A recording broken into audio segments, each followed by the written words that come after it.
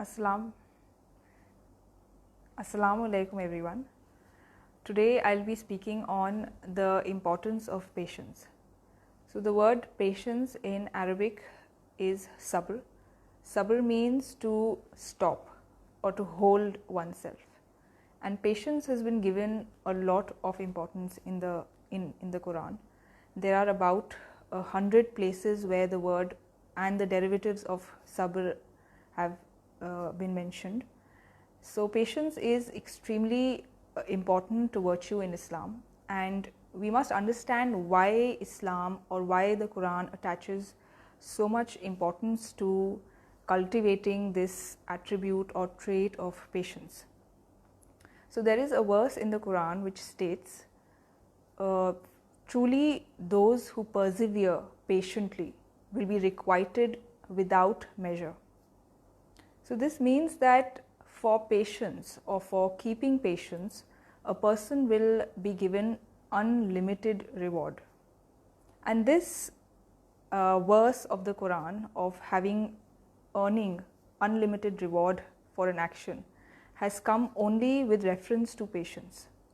There is no other deed, there is no other act, or there is no other good behavior for which the Quran says that God will reward you without measure, or you will earn immeasurably in terms of reward with God. So why is it that sabr or patience have been given so much importance in Islam? So the reason is that patience is not a trait or an attribute which has significance only in terms of your religious life. It does not mean that if you believe in religion or you believe in Islam, only then patience becomes important. Rather, patience is a quality or a trait which is very essential to develop in this world. And if you want to live peacefully in this world, then being patient or following the path of patience is imperative. So patience is inextricably linked to the scheme of things of this world. And the reason is that God Almighty, as the Quran tells us, has created this world for the purpose of testing all of us. We are here on the planet Earth for the purpose of being tested, and based on the way we behave, based on the kind of personality that we develop throughout our lives in this world, God will judge us on the day of judgment after we die. So patience is extremely important here, because for the purpose of test or to test individuals, God Almighty has given them freedom. So every person, every individual, every human being has been granted freedom to act, to behave, freedom to think, freedom to do, freedom to speak. So a person has complete freedom to utilize this God-given freedom in a proper way or to misuse this God-given freedom. So when people misuse their freedom, and the occasions of people misusing their freedom are enormous. So when this happens, when we are confronted with a situation wherein somebody misuses his or her freedom, then we naturally face something unpleasant. We are faced with problems, we are faced with challenges and a lot of unwanted experiences. So when this happens, all we can do is we can accept it, because unwanted situations and unpleasant situations are an inherent part of our lives, because we cannot abolish the freedom that God has given to people. And because we cannot abolish freedom, since it is something which God Himself in all His power has granted to people. So since we cannot abolish this trait or this phenomena of freedom, or freedom to live the life that people want, we can we can inevitably also not abolish the unpleasant situations, the unpleasant circumstances which ensue when people misuse their freedom. So all we can do when we face a negative situation, when we live in a world which is replete with situations which go against our desires, go against our plannings, go against the way we want or thought out things to be, the only thing we can do is we can adjust, or we have to learn the art of problem management or the art of difference management. And this art can be learned, or we can practice this art only if we are patient. So we see that patience is something which we have to essentially follow if we have to live peacefully in this world. And if we do not adhere to patience, or if we do not adopt the path of patience, then we will inevitably keep clashing with people, because people will always misuse their freedom. People will not come to us and ask us how they should use their freedom or put to use the freedom that they have. They will do whatever they want. So if we do not manage the unpleasant situations that follow through patience, then naturally we will end up confronting with people and entering into disputes which will only divert us from the higher goal that we have set for ourselves. And a very important phenomena of the world that we live in is that God Almighty has set examples in nature for us to take heed. He has also, first of all, given revelation through a prophet to all of us, so that we know the right way of life in this world and the way to solve our problems and the situations that we have to deal with. But at the same time, if we have the real eyes and ears to see and hear what God has scattered throughout the world, we will know that everything has a hidden sign, a hidden lesson that we need to adopt, which we can adopt and apply to our lives. So for example, if you witness a stream running down a mountain, there are the scene of having a stream run down mountains, or rivers flowing down mountains is a very common scene.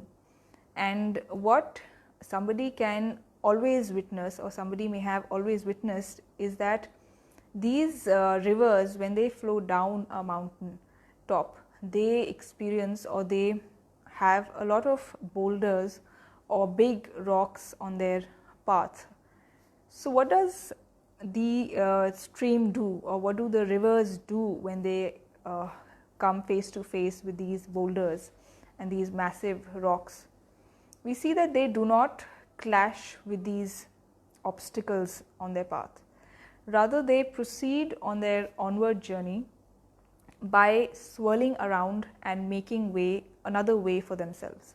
They don't clash against the boulders, or they don't confront the boulders. They make an alternative route for themselves, or they find an alternative path by going around or about the boulder. So this is a very, very wise example which God has set for ourselves, all of humanity in nature, and that is, we have to adopt the culture of adjustment. And the culture of adjustment, in other words, is patience. We cannot go about fighting against or eliminating the obstacles which are presented in our life's journey by people. We cannot eliminate them, because we will have to face them. That is the nature of things in this world. So the only way forward is, only peaceful way and constructive way forward is by adopting the method of patience and adjustment. And the word adjustment has also been mentioned in the Quran. The Quran uses the word, there's a verse in the Quran which says as-sulhu khair, which means reconciliation is the best, or non-confrontational approach is the best. And this has been exhibited again in nature in a most perfect form, because if you observe a rose plant, you see that every stem of the rose plant has thorns and flowers existing side by side. So the flowers do not ever compete or do not ever enter into argument with thorns or try to put away the thorns. They live compatibly alongside or along with the thorns. So that is the way that we have to adopt in this world, the way of adjustment, reconciliation and non-confrontation. And all this can happen only if we have or inculcate in ourselves the attributes of patience, avoidance and forbearance or tolerance. All this is extremely important. As I said, that in this world we will have to inevitably face circumstances or situations which go against our desires and go against our plannings. So we have to follow the path of patience. We have to be patient and restrain ourselves from reacting. And patience therefore is not, as people often say, an exhibition of cowardice or passivity. Patience basically is a high kind of wisdom. It's a profound wisdom and a very high kind of realism. Because if suppose it rains outside, then you will run and try to find a place of shelter to save yourself from the rains. Similarly, if there's an earthquake that strikes your place, your city, then you try to run to an open space to save yourself. So both these examples will not be examples of defeatism or examples of passivity or cowardice. It would obviously be realism. That is the realistic way forward in those situations. So similarly, patience is a high kind of realism, a similar kind of realism. This is how the world is. We are expected, according to wisdom, to behave patiently whenever we are faced with disputes and controversies or controversial situations. And one very important reason why we have to be patient is because patience helps us in converting our negativity into positivity. So if we give in to our negativity, if we are not patient, we will ultimately give in to our negativity and it will overwhelm us. So patience helps us in restraining ourselves, thinking, and not allowing the outward influences to define us, to become part of our personality. Lastly, I would like to say that there is a very important reason why we have to adhere to patience, and that is the prophets, as the Quran tells us, were men of mission, and the Prophet Muhammad, peace be upon him, has been commanded in the Quran to be patient as the messengers before him were patient. The reason for this is because patience helps a person to focus on his higher goals. If you're not patient, and if you go out clashing with people, you'll be enmeshed in trivial things, you'll be enmeshed in unnecessary conflicts, and your higher goal, the higher purpose which you have set for yourself, will never be attained, will never be achieved. So that's why patience is the prophetic method. It's a high kind of culture. It was the culture of the prophets. It's a culture of wisdom. It's a culture of a person who has a purpose in life. So patience is not anything which needs to be looked upon as something ridiculous or something which is lowly. It is a high kind of divine wisdom. So that is why we all need to adopt this culture in our lives.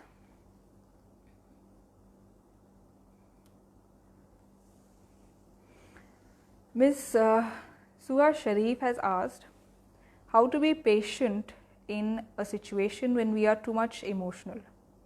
It's those times that lead us to fighting with our loved ones. I always suffer a lot from this. I can't be patient when I'm too much emotional. Kindly share your guidance on this. The reason why we get emotional is because when we become too highly sensitive about something which is before us or something which is said to us. So the best way to overcome your emotional nature or excessively emotional nature is to not be highly sensitive or hypersensitive to situations. And the Prophet of Islam has given us a very good example. He has set a very good example in this matter. So you know that when he was in Makkah, there were many people who were opponents to his mission, and they would not refer to him by the name Muhammad, which means the praised one or the good person. Rather, they would refer to him as Muzammam, which meant the condemned one. And then they would heap a lot of abuses at him by referring to him as Muzammam. But the Prophet just smiled off all that they did. And the Prophet, when the companions asked the Prophet, why are you not affected by it? So he simply gave an explanation to the whole incident by saying that they are referring to someone called Muzammam. All their abuses are directed at someone called Muzammam, while I am Muhammad. My parents named me Muhammad. So their abuses are not being directed at me. So it's important to use wisdom when something unpleasant happens or something unpleasant is said to you, instead of becoming hypersensitive about it. And the Prophet showed us that there is a great dignity in not being hypersensitive, in basically laughing off certain situations in which people become sensitive, emotional, and end up losing all their patience. So it's important to train ourselves to not become extremely sensitive to situations and use wisdom, as the Prophet used wisdom to deal with such situations. Mr. Muhammad Ashraf has asked, what does patience in jihad mean? I didn't understand this question, it's not very clear, so I would request you to please clarify it. Ms. Shajiha Fayaz has asked, patience is not with Allah, rather patience is with human beings. With Allah is gratitude. Please elaborate with example. This is a very good question, and the reason is that when we do not, we are tested not with respect to God, we are tested with respect to human beings. So when it comes to God, we all recognize our powerlessness and our helplessness. So only when we are in the midst of people who do things or who say things to us which are unpleasant, will the real test of our ability to be patient come about. So we have to be patient, so we have to be, or we can be patient only with respect to human beings. But when it comes to God, since there is no test with respect to Him, we are all powerless before Him, and He is the all powerful. There is no reason to be arrogant, there is no reason to be superior or proud before God. We are all humble and modest. So with respect to Him, there can be no test of patience, and with respect to God, there can only be a gratitude or acknowledgement, since God has given us abundant blessings, innumerable blessings, and we cannot give anything back to God. We cannot give anything in return to God for all that He has granted us. All we can do is thank God. We can acknowledge God, we can praise God with sincerity from the core of our heart, and that is the essence of worship.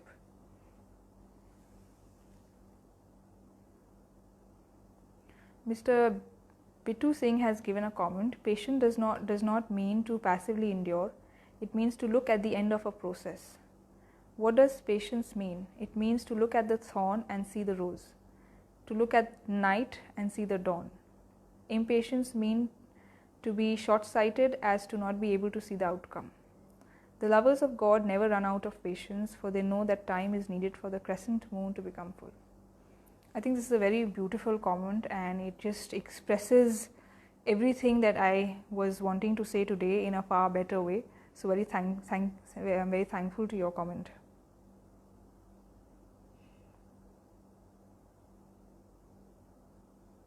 Mr. Alauddin Sikandar has asked, please explain regarding patience during anger.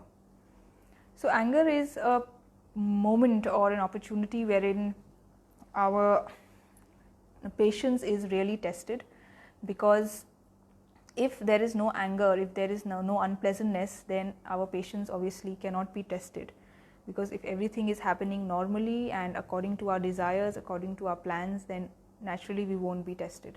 Naturally there won't be any requirement to be patient. So being patient at the moment of anger is most essential. The Prophet of Islam once gave a comprehensive advice to one of his companions, about life, about leading life, and it was, do not be angry, la tagzab. So being patient, not being angry is only possible when you are patient, when you stop yourself, when you hold yourself, when someone provokes you or says something that makes you feel very bitter and makes you want to reply to him in return as rudely as he has said to you. So patience at the moment of anger is extremely important, and if you do not be patient when you're angry, then you will be overcome by negative thoughts, and ultimately it would lead to your personality being ruined. Mr. Sudhanshu Kumar has said, why is there negativity about Islam and how to handle people who have negativity about Islam?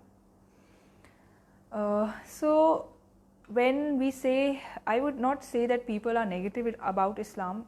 I would put it in another way and say that people have difference of opinion with respect to Islam, or rather when people have a different perspective from us with respect to Islam, then they are only expressing their opinion or their difference of opinion. And the only thing we can do is we can clarify it by giving them arguments, by presenting our point of view. If we differ from them, if they differ from us, we have to present our point of view with complete clarity and with convincing arguments. We should not take it as a negative phenomena and go about questioning the intentions or doubting the intentions of people who say negative things or things which we do not agree about with respect to Islam. So that is the way of handling negativity with respect to Islam. Also, it must also be understood that people generally look at Islam in the light of Muslim practice, in the light of what Muslims do. So we Muslims have to actually turn the light at our own selves. We should see what we are doing which makes people develop negativity about Islam, because the first source of knowledge for people about Islam is the Muslim world, who claim to be the followers of Islam. So we have to introspect ourselves, understand what we are doing wrong. We have to judge our actions in the light of the Quran and Hadith and try to mend ourselves where we are wrong. Mr. M. Mubashir has asked, is there any limit to being patient? Is there any limit to patience? So there is absolutely no limit to being patient, and I also wanted to refer to a verse of the Quran which tells us the importance of patience and the fact that patience is actually life. Patience is the way God wants us to lead life, and this is in chapter 2 verse 155. God says, we shall certainly test you with fear and hunger and loss of property, lives and crops. Give good news to those who are patient.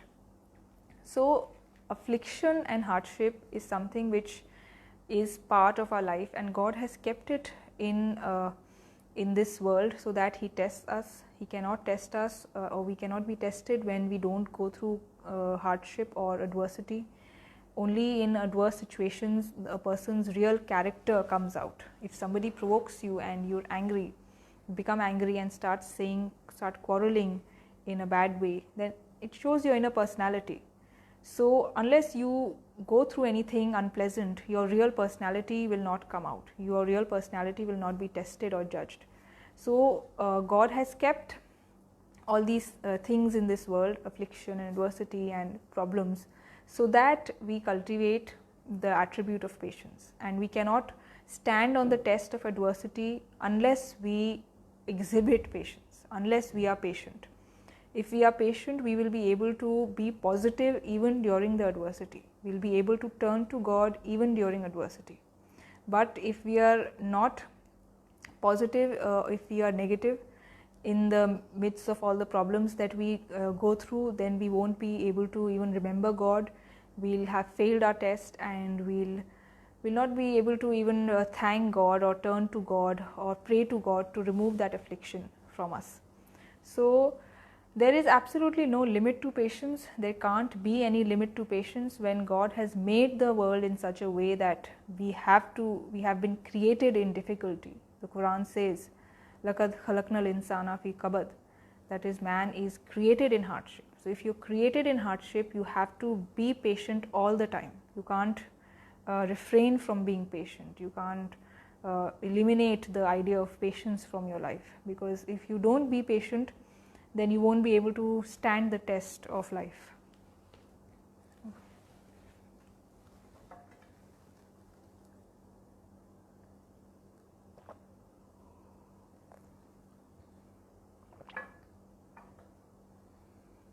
Mr. Amir Mori has asked, why do we see Muslims lacking in patience despite patience being a great virtue endorsed by both the Quran and Hadith?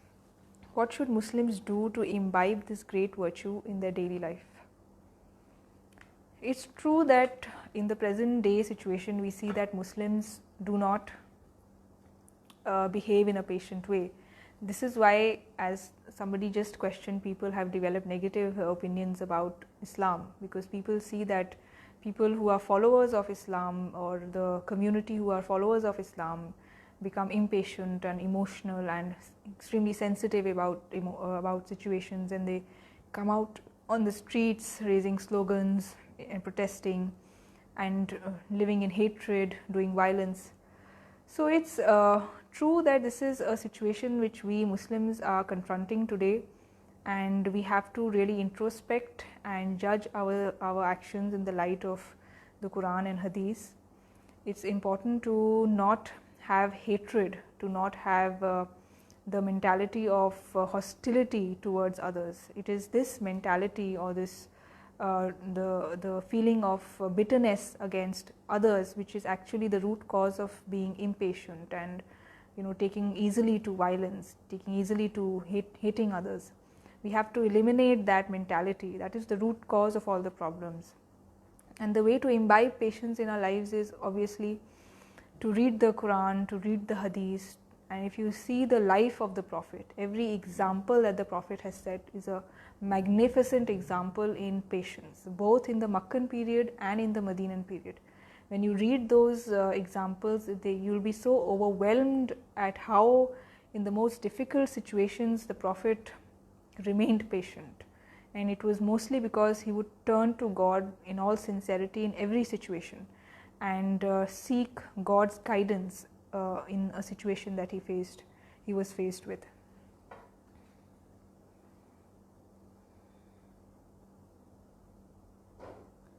Dr. Asghar Ali Menon from Saudi Arabia has asked, what is patience? How to control emotions before we react?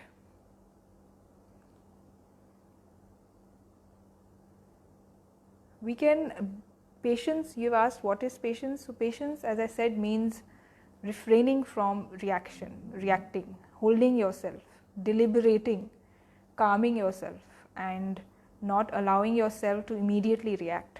And the best way you can do this is to think when something happens, to hold yourself, to not seek to respond immediately, instantly.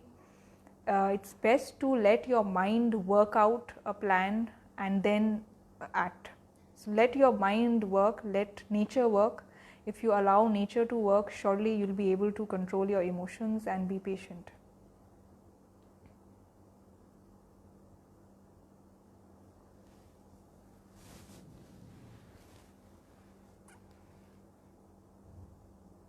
Mr. Nisham has asked, patience in every situation. I have a question. Is it right to be slave to a person, or is it right to fight against slavery? What should we do in this situation?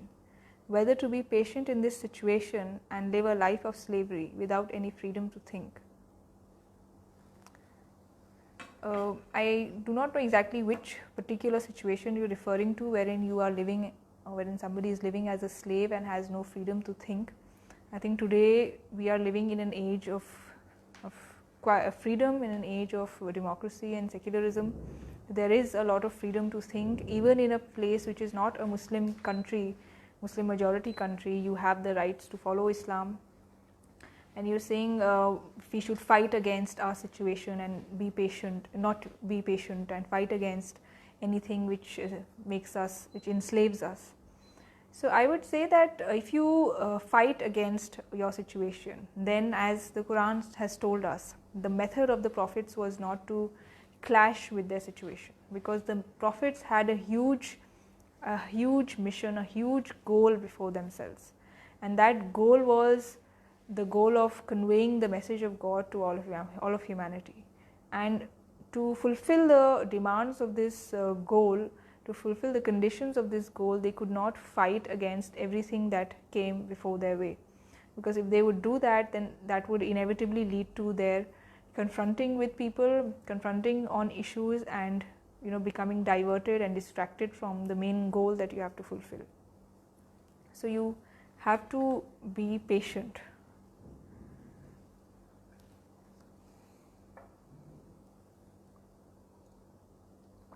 Ms. Fahmida Khan has asked, what's the relation between marifat and patience? There is a very direct relation between marifat and patience, because if you do not remain patient in the life of this world, you can never come close to God. Because in the life of this world, you will always face a lot of problems and a lot of difficulties. And if you remain patient, you will be positive and you will turn to God and be able to pray to God in words which are very special. And the Prophet of Islam has even said, there is a hadith that God loves the voice of a person who is going through a difficulty or a problem. Because a person who goes through a difficulty or a problem, he feels very helpless, and he turns to God in a way in which he won't turn to God when he is in a comfort or in a peaceful or in a very happy, joyous situation. Generally, he is forgetful of God in those situations. So when you face difficulties, you turn to God in a very focused way, and that brings you very near to God. And that is becoming near to God or coming close to God is nothing other than marifat. So patience is directly linked to marifat.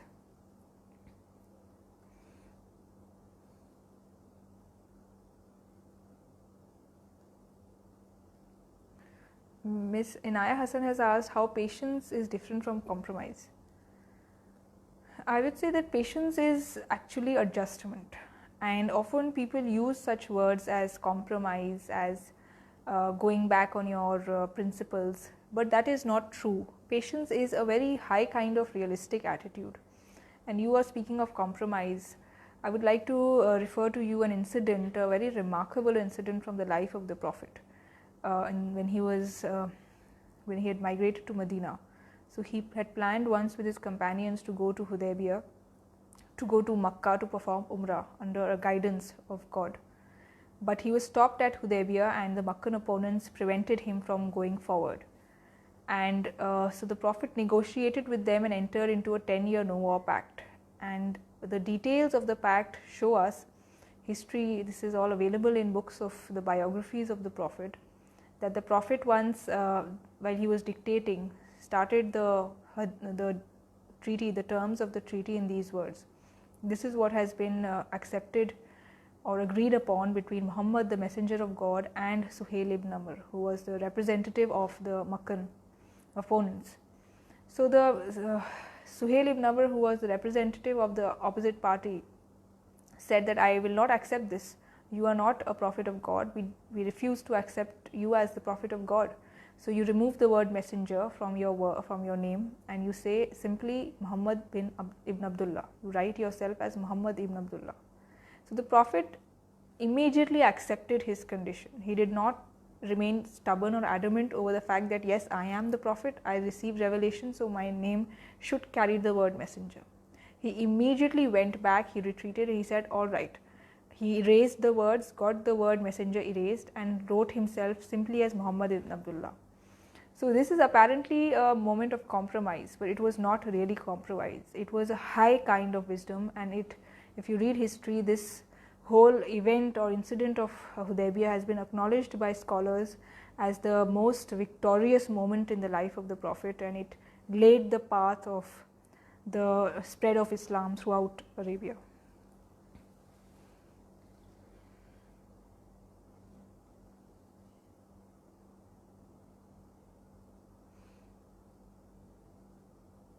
Someone is saying, how should I, Mr. Mubarak Ahmed is saying, how should I remain patient when somebody says against Islam?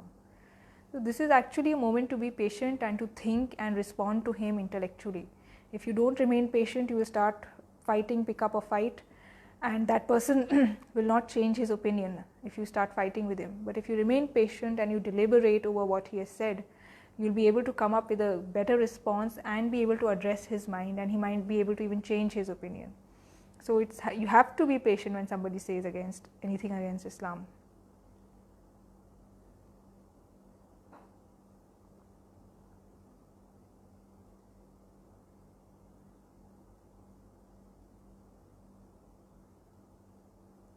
Mr. Abdul Hakim has said, how to identify the enemies in the surroundings of non-Muslim countries like ours. So the Quran does not believe in the terminology of enemy and friend. The Quran has given a very revolutionary concept to us Muslims. It says that do good deeds in return for bad deeds, and you will see that your enemy has become your dearest friend. So there is no concept of enemy in Islam. Everyone is a potential friend, and we have to make him our actual friend. We have to turn that potential into actuality by doing good behavior on our part. So the onus rests on us to make people our friends. Mr. Zafar Iqbal Khokar has asked, in a lecture upon jealousy you told about its negative effects on one's personality. My questions are, is it not a natural emotion? And second, what to do when someone feels jealous from you?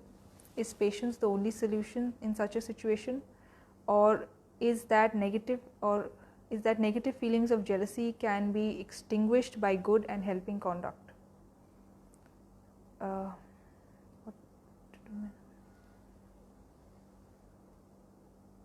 So his question is how to control, what to do, how to be patient when somebody else is jealous for you. Is this the question?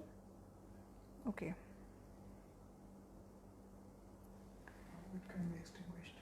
How can feelings of jealousy be extinguished? This is a very good question. When somebody is jealous of you, so the only thing that you can do when somebody is jealous of you is to pray for that person. Pray for that person to not develop this negativity. And praying is also, as you know, a form of worship, praying for the well-wishing of the other person, and trying to help him out and come out of this negative state and turn more towards spirituality. So that is a thing that you can do. You can pray to that person, you can speak to that person and help him overcome this situation. So that is one of the things you can do, and well-wishing is also a part of Islam.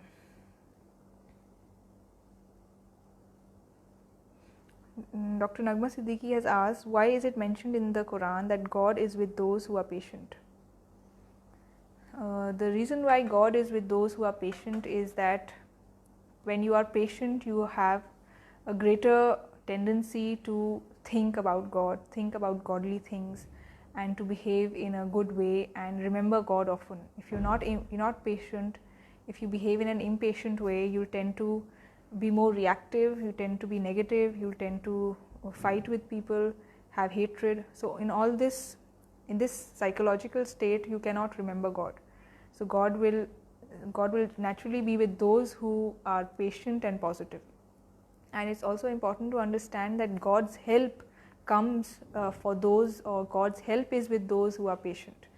And the Quran clearly says, seek help through patience and prayer. So naturally, patience is an approach, or patience is a method which will help you earn God's help, and therefore God is with the patient. The reason why this is so is because if you are patient, you will always do positive planning, and God gives His blessings to people who do positive planning. If you're impatient, you do negative planning, and God will never bless an endeavor which is done on the basis of negativity.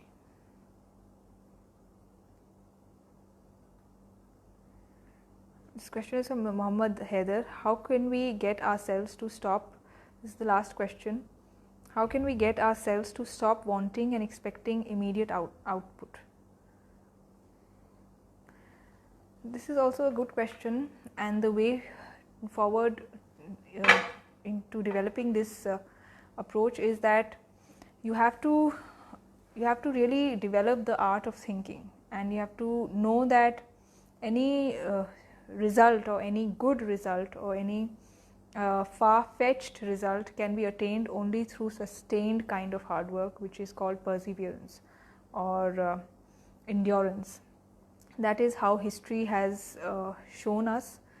Anybody who works hard on a very regular basis, on a consistent basis, will be able to achieve or will be able to attain a result which is most long term. If you develop this habit of wanting something immediately and impatiently you wait for results, then surely that will not give you a good output or a good outcome. Therefore, it's extremely important to be patient and not expect results immediately, and you have to explain to yourself and you have to train your mind into understanding that seeking immediate results or hastening your outcomes will only defeat the purpose that you are wanting to set yourselves to.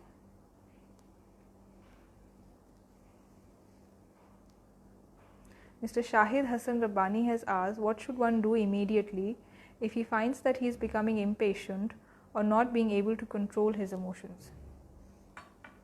If you are becoming impatient and you are not being able to control your emotions, the only way forward is to become quiet and to think, and to not allow yourselves to do any action, allow yourself to do any action. So I was listening to a lecture by Maulana Wahiduddin Khan, wherein he said that not doing anything or inaction is also a very effective form of action, and we have been shown this by the Prophet of Islam. There were moments wherein he retreated, there were moments he stepped back, there were moments wherein he gave us the principle that not acting or not doing anything is also a high kind of action, because when you don't do anything, you're basically buying time to think or deliberate over what you should do. So if you feel that you're becoming impatient, try to hold yourself, try to calm yourself, and try to think, so that you'll be able to understand the best way to perform any action.